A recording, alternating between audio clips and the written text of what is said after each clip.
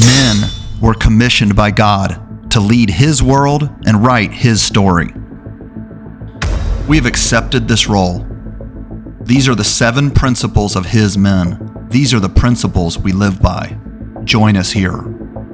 Number 1, submit to His will. Submit is a very tough word for men, especially me.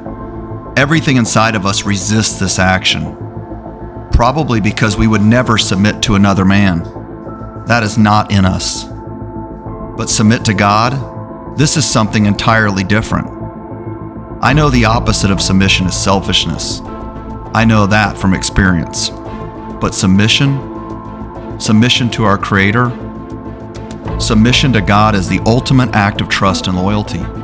It is the beginning of our strength. This is how we become His men. This is how we become the men that are needed for the fight ahead. We trust Him, and we are loyal to His will. He created us. He chose us. His will for men is to have us tend to and protect His world.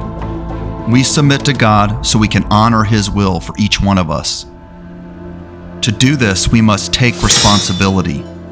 We must take responsibility for ourselves, our families, and those around us. This starts with our own individual actions.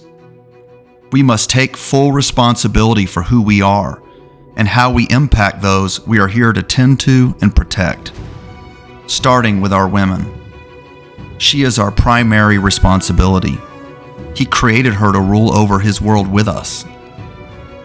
We will keep her safe. We will make her stronger. We will ensure that she is fulfilled. Together we begin His will for us. We will multiply. This leads to the next chapter of His story.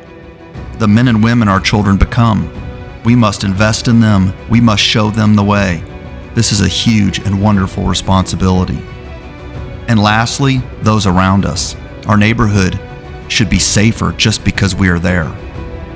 We won't be able to do any of this without self-discipline. We must commit to self-discipline in every moment.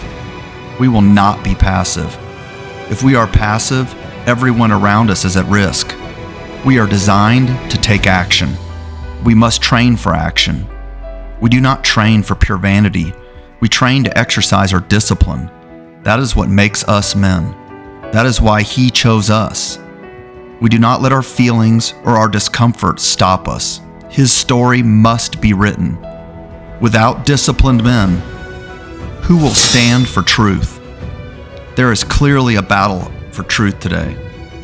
Or as they call it now, my truth. My truth is an attempt to move away from God.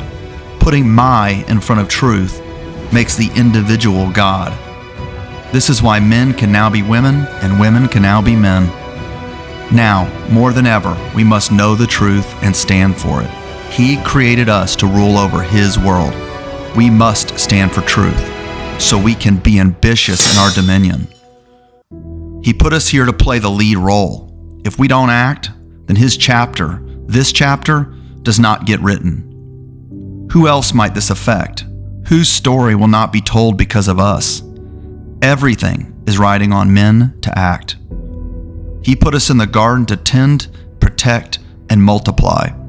That is His will. He gave men the lead in His world to execute His will, and we must be ambitious.